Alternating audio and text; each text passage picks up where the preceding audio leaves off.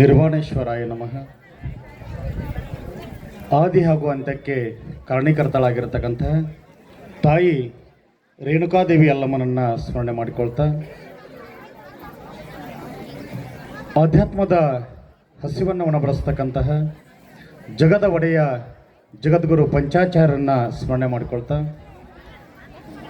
ಜಾತಿ ಮತ್ತು ಧರ್ಮಗಳೆಲ್ಲವನ್ನು ಗಾಳಿಗೆ ತೂರಿ ಮನುಷ್ಯ ಕುಲವನ್ನು ಬೆಳಗಿರ್ತಕ್ಕಂತಹ ಬಸವಾದಿ ಪ್ರಮಥರನ್ನು ಈ ವೇದಿಕೆ ಮೂಲಕ ಸ್ಮರಣೆ ಮಾಡಿಕೊಳ್ತಾ, ನಾವ್ಯಾರೂ ಕೂಡ ಅನುಭವ ಮಂಟಪವನ್ನು ನೋಡಿಲ್ಲ.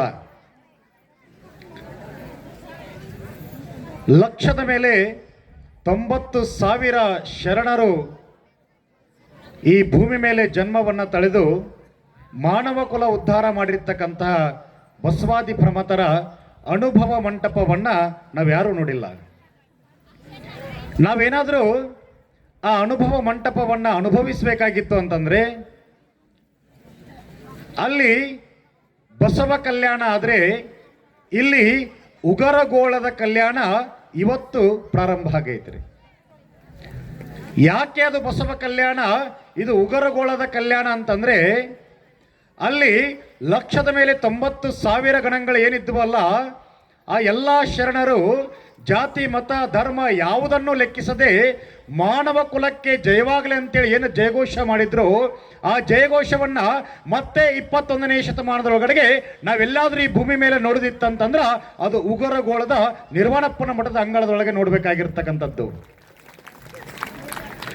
ನಿಮ್ಮ ಇವತ್ತಿನ ಸದ್ಗುರುವಿಗೆ ಬುತ್ತಿ ಪೂಜೆ ಅಂತಂದ್ರೆ ಇದು ಹೆಚ್ಚು ಕಡಿಮೆ ಉತ್ತರ ಕರ್ನಾಟಕದಲ್ಲಿ ಹೆಚ್ಚು ಪ್ರಚಲಿತವಾಗಿರ್ತಕ್ಕಂಥ ಅತ್ಯಂತ ಶ್ರೇಷ್ಠವಾಗಿರ್ತಕ್ಕಂಥ ಹಬ್ಬ.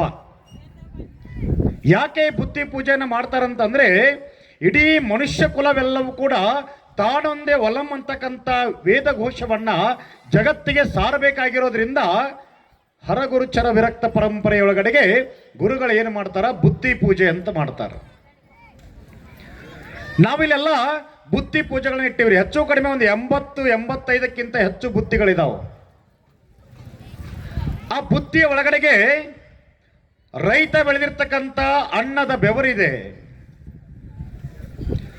ನಾಡು ಕಾಯ್ತಕ್ಕಂಥ ಯೋಧನ ಚಿಂತನೆಗಳಿದಾವೆ, ತಾಯಿ ಬಡಿದಿರ್ತಕ್ಕಂಥ ರೊಟ್ಟಿಯ ಪ್ರೇಮವಿದೆ, ತಂದೆ ದುಡಿದು ಬಂದಿರತಕ್ಕಂಥ ಶ್ರಮದ ಬೆವರಿದೆ, ಗುರು ಹಿರಿಯರು ಆಶೀರ್ವಾದ ಮಾಡಿರ್ತಕ್ಕಂಥ ಬುತ್ತಿಯ ಪ್ರೇಮವಿದೆ, ಗುರು ಮಹಾಂತಪ್ಪ ಮಾನವ ಕುಲದೊಳಗಡೆ ನಾವೆಲ್ಲ ಅನ್ನ ಪ್ರಸಾದವನ್ನು ಸ್ವೀಕಾರ ಮಾಡಬೇಕಾಗಿತ್ತು ಅಂತಂದ್ರೆ ಅನ್ನದಾತೋ ಸುಖೀ ಭವ ಅಂತೇಳಿ ರೈತನನ್ನು ಸ್ಮರಣೆ ಮಾಡಿಕೊಳ್ತಾ ಇಡೀ 84 ಲಕ್ಷ ಜೀವರಾಶಿಗಳಿಗೆ ಯಾವುದೇ ಭೇದವನ್ನು ಮಾಡದೆ ಯಾವುದೇ ರೀತಿಯಾಗಿರ್ತಕ್ಕಂಥ ಮೇಲು ಕೀಳು ಅನ್ನದೇನೆ ಅನ್ನ ದಾಸೋಹ ಮಾಡ್ತಕ್ಕಂಥ ಜಗತ್ತಿನ ಏಕೈಕ ಕಣ್ಮಣಿ ಯಾರಪ್ಪ ಅಂತಂದ್ರೆ ಆತನೇ ಅನ್ನದಾತ, ಆತನೇ ರೈತ.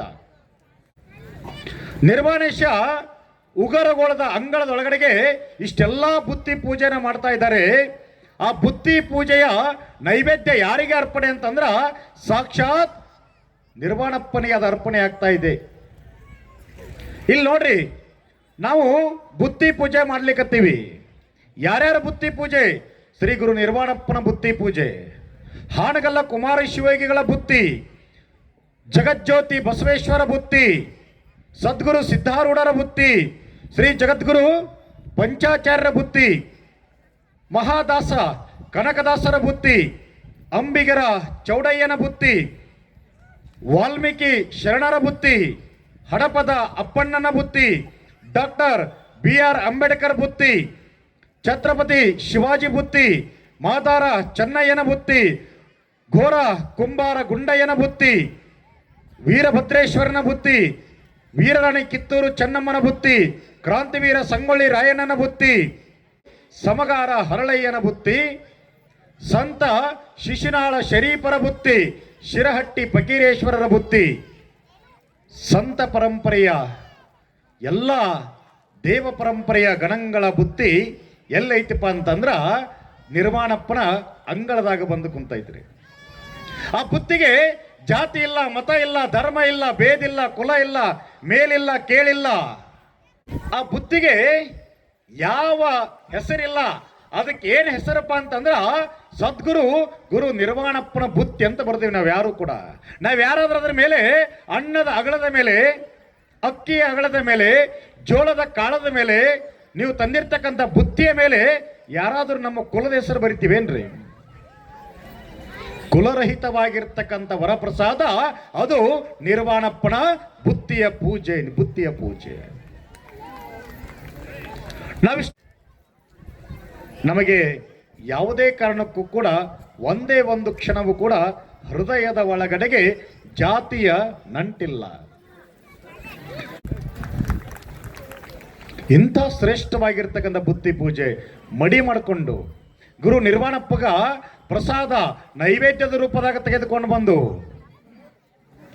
ಊರೊಳಗಡೆಗೆ ಮೆರವಣಿಗೆ ಮಾಡಿಕೊಂಡು ತಲೆ ಮೇಲೆ ಬುತ್ತಿಯನ್ನು ಇಟ್ಕೊಂಡು ನೀವು ಹೇಳ್ಕೊಂಡು ಬರ್ತಿದ್ರಿ ಏನಂತ?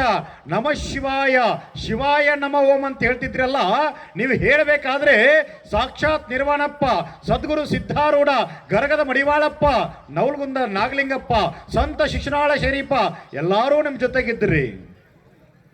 ಎಲ್ಲಿದ್ರು? ಬುತ್ತಿ ಒಳಗಡೆ ಕೂತ್ಕೊಂಡು ಖುಷಿ ಪಡಕತ್ತಿದ್ರು ಅವರು. ನೋಡು ನೋಡು, ಉಗುರುಗಳ ಗ್ರಾಮದೊಳಗಡೆಗೆ ಏನು ಮನುಷ್ಯ ಕುಲ ಬೆಳಗಕತ್ತಾರು, ಎಲ್ಲಾರು ಸರಿ ಸಮಾನರಾಗಿ ಮನುಷ್ಯರನ್ನ ಪ್ರೇಮ ಮಾಡಬೇಕು ಅಂತಕ್ಕಂಥ ಭಾವಕ್ಕಾಗಿ ಇವತ್ತಿನ ಬುತ್ತಿ ಪೂಜೆ. ಕಲಬುರಗಿಯ ಶರಣಬಸಪ್ಪನವರು ದಾಸೋಹ ಅಂತಂದ್ರೆ ಶರಣರಿಂದ ಹಿಡ್ಕೊಂಡು ಸನಾತನ ಪರಂಪರೆಯ ಒಳಗಡೆಗೆ ಏನಿದೆಪ್ಪ ಅಂತಂದ್ರ, ನಾನು ದುಡಿದದ್ರೊಳಗೆ ಒಂದು ತುತ್ತು ಯಾರಿಗೆ? ದಾಸೋಹಕ್ಕೆ, ಶರಣರಿಗೆ, ಯೋಗಿಗಳಿಗೆ, ತಪಸ್ವಿಗಳಿಗೆ, ಬೇಡಿ ಬಂದ ಜಂಗಮರಿಗೆ. ನಮಗೆ ಯಾರಿಗೂ ಕೂಡ ಬಡತನ ಶ್ರೀಮಂತಿಕೆ ಯಾವುದಾದ್ರೂ ಕೂಡ ಪರಿವಿರಬಾರ್ದ್ರಿ ಯಾವತ್ತೂ ಕೂಡ ಮನುಷ್ಯನಿಗೆ. ನಾವು ಗುರುವಿನ ಹತ್ರ ಬಂದು ಯಪ್ಪ ನಮಗ ಇದನ್ನು ಕೊಡು ಅಂತ ಕೇಳೋದಲ್ಲ.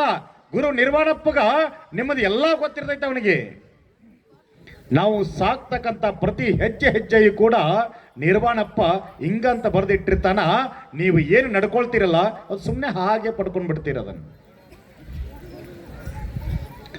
ಒಬ್ಬ ಬಹಳ ಕಡುಬಡವ ಆತ ಏನು ಮಾಡಿದ್ದಪ್ಪ ಅಂತಂದ್ರ, ದಿನಾ ಶರಣಬಸವೇಶ್ವರ ಮಠಕ್ಕೆ ಬರ್ತಿದ್ದ. ಬಂದು ಶರಣಬಸಪ್ಪನವರಿಗೆ ನಮಸ್ಕಾರ ಮಾಡ್ತಿದ್ದ.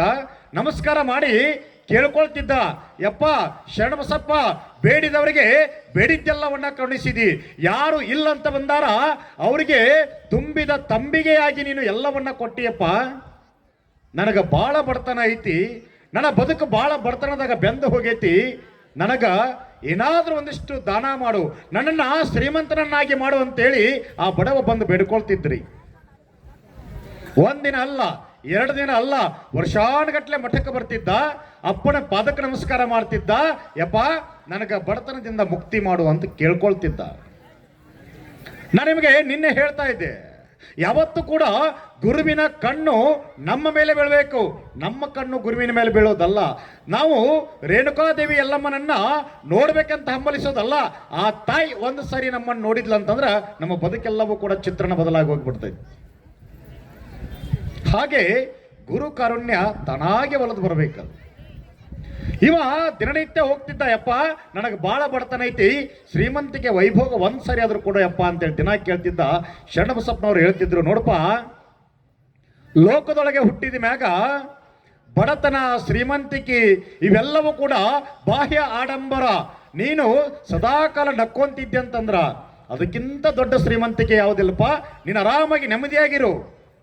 ನೀನು ದಿನಕ್ಕ 2 ಹೊತ್ತು ಊಟ ಮಾಡು, ಆ ಪ್ರಸಾದದೊಳಗಡೆಗೆ ನೆಮ್ಮದಿ ಇರಬೇಕ್ರಿ. ಇದನ್ನ ನಾ ಯಾರಿಗೆ ಮೋಸ ಮಾಡಿಲ್ಲ, ನನ್ನ ಬೆವರಿನ ಹನಿ ಮೂಲಕ ನಾನು ಪ್ರಸಾದನ ಮಾಡೀನಿ ಅಂತಕ್ಕಂಥ ತೃಪ್ತಿಯ ಮನೋಭಾವ ಇತ್ತಂತಂದ್ರ ಅವರಿಗಿಂತ ದೊಡ್ಡ ಶ್ರೀಮಂತ ಯಾರು ಇಲ್ಲ.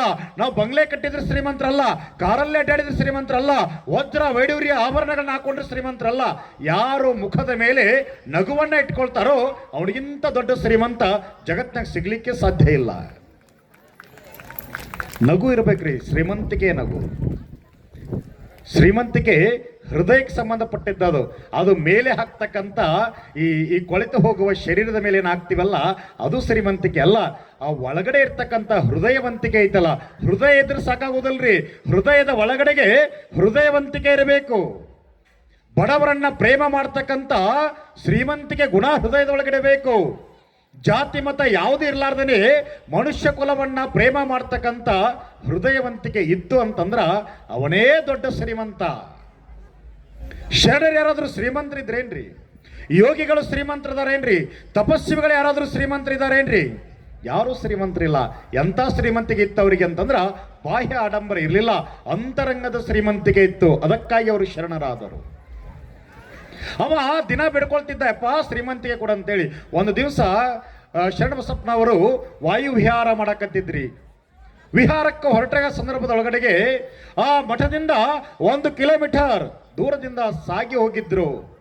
ಹಿಂದಿಂದ ಬೆನ್ನತ್ತಿದ್ದೇವ, ಯಪ್ಪ ಹೆಂಗಾದ್ರೂ ಮಾಡಿ ಬಡತನ ನಿರ್ಮೂಲನೆ ಮಾಡಪ್ಪ, ನನಗ ಬಡತನ ನಿರ್ಮೂಲನೆ ಮಾಡುವಂತ ಕೇಳ್ಕೊಳ್ತಿದ್ದ. ಅವಾಗ ಅಲ್ಲೇ ಒಂದು ಪಕ್ಕದೊಳಗಡೆಗೆ ದೊಡ್ಡದಾಗಿರ್ತಕ್ಕಂಥ ಸರ್ಪ ದಾಟಿ ಹೊಂಟಿತ್ರಿ. ಒಂದು ಹಾವು, ದೊಡ್ಡ ಹಾವು ದಾಟಿ ಹೊಂಟಿತ್ತು. ಸರಿಸುಮಾರು ಒಂದು ಮಾರಕ್ಕಿಂತ ಹೆಚ್ಚು ದೊಡ್ಡ ಹಾವು ಅದು. ಅವಾಗ ಶರಣಬಸಪ್ಪನವ್ರು ಅಂತಾರ, ಏ ಅಪ್ಪ ಅದನ್ನ ಹಿಡ್ಕೊಳ್ಳು, ಏ ಅಪ್ಪ ಅದನ್ನ ಹಿಡ್ಕೊಳ್ಳು, ನೀ ಹಿಡ್ಕೋ ಅಂತಂದ್ರ ಅವ್ರಿಗೆ. ಆ ಒಂದ ಯಾಕೋಯಪ್ಪ ನನ್ನ ಬಡತನ ಐತಂತ ಕೇಳಾಕ ಬಂದ್ರ ಏನು ಹಾವು ಮುಟ್ಟಂತಿ ಅದು ಕಡಿತಂದ್ರ ಬದುಕಲೇಬೇಡ, ನಾನು ಬದುಕಬೇಕಂತ ಆಸೆ ಐತೋ ಯಪ್ಪ, ನನಗೆ ಮುಟ್ಟಿಸೇನ ಹಾವಿನಿಂದ ಕತ್ಸಾವದು ಏನು? ಶರಣಬಸಪ್ಪನವ್ರು ಮಾತು ಹೇಳ್ತಾರ, ಏ ಹುಚ್ಚದೇನು ತಗೋದನ್ನ ಹಿಡ್ಕೋ, ಹಾವು ಹಿಡ್ಕೋ ಅಂತ ಹೇಳ್ತಾರ. ಅವಾಗ ಇಲ್ಲಪ್ಪ ನಾ ಹಿಡಿಯೋದಿಲ್ಲ, ಹಿಡಿತಂದ್ರೆ ನನ್ನ ಕಡಿತೈತಿ, ನಾವು ಸತ್ತೊಕ್ಕನಿ ಶರಣಬಸಪ್ಪನವ್ರೆ, ನಾನು ಬಡತನ ಅಂತ ಬಂದೇನಿ, ನೀವು ಹಿಂಗೆ ನನಗೆ ಮಾಡಕ್ಕೆ ಹೋಗ್ಬೇಡ್ರಿ ಅಂದ್ರು ಕೂಡ ಶರಣಬಸಪ್ಪನವ್ರು ಹೇಳ್ತಾರ, ಏ ಹುಚ್ಚ ತಗೊಳ್ಳೋ ಹಿಡ್ಕೊಳ್ಳೋ ಅಂತಾರ. ಇನ್ನೇನು ಸ್ವಲ್ಪ ಹಾವು ಆ ಹುತ್ತದೊಳಗಡೆ ಹೋಗಿತ್ತು, ಒಂದು ಸ್ವಲ್ಪ ಇಷ್ಟ ಬಾಲ್ ಉಳಿದಿತ್ತು. ಅವಾಗ ಶರಣಬಸಪ್ಪನವ್ರು ಸಿಟ್ಟಿನಿಂದ ಏನು ಮಾಡ್ತಾರ, ಅವನು ಕುತ್ತಿಗೆ ಹಿಡ್ದವ್ರ ಜೋರಾಗಿ ದೂಡಿ ಬಿಡ್ತಾರ. ಅವ್ ಓಡಿ ಹೋದಾನ ಏನು ಮಾಡ್ತಾನಪ್ಪ ಅಂತಂದ್ರ ಹಾವಿನ ಬಾಲ ಗಪ್ಪನ ಹಿಡಿದು ಬಿಡ್ತಾನ. ಎಷ್ಟು ಹಾವಿನ ಬಾಲ ಹಿಡಿದಿದ್ದು ಹಿಂಗ ಕೈ ಎತ್ತಾನ ಮೇಲ್ಗಡೆಗೆ, ಎಷ್ಟು ಬಾಲ್ ಇತ್ತಲ್ಲ ಅಷ್ಟು ಕೈಯಾಗ ಬಂಗಾರ ಬಂದಿತ್ತು. ಬಡವನ ಕೈಯಾಗ ಬಂಗಾರ ಆಗಿತ್ತ ಬಾಲ. ಅವಾಗ ಅವ ಹೇಳ್ತಾನ, ಏನ್ರಿ ಶರಣಬಸಪ್ಪನವ್ರ, ಮೊದಲ ನೀವು ಹಾವು ಬಂಗಾರ ಆಕೈತೆ ಅಂತ ಹೇಳಿದ್ರ ಪೂರಾ ಹಾವು ಹಿಡಿದು ಬಿಡ್ತಿದ್ದೇನ ಅದನ್ನು ಹೋಗಿ, ನಾನು ಪೂರಾ ಹಾವು ಹಿಡಿದು ಬಿಡ್ತಿದ್ದೆ. ಅವಾಗ ಶರಣಬಸಪ್ಪನವ್ರು ಹೇಳ್ತಾರ, ಹುಚ್ಚ ಯೋಗದೊಳಗಡೆಗೆ ನಿನ್ನ ಯೋಗದೊಳಗ ಇಷ್ಟ ಬಂಗಾರ ಅಂತ ಬರ್ದೈತಿ, ನಾನು ನಿನಗ ಅಷ್ಟು ಒತ್ತಾಯ ಮಾಡಿ ನಾನು ನಿನ್ನ ಗುರುನ ಹೇಳಾಕತ್ತೀನಿ ಹಿಡಿ ಅಂತೇಳಿ ನೀ ಹಿಡಿಲಿಲ್ಲಪ್ಪ, ಹಿಂಗಾಗಿ ನೀನು ಯೋಗದಾಗ ಅಷ್ಟ ಐತಿ ತಗೊಂಡೋಗಂತೇಳಿ ಆಶೀರ್ವಾದ ಮಾಡಿ ಕಳಿಸಿದ್ರಂತ ಸಾಕ್ಷಾತ್ ಶಿವಸ್ವರೂಪಿ ಶರಣಬಸವೇಶ್ವರರು.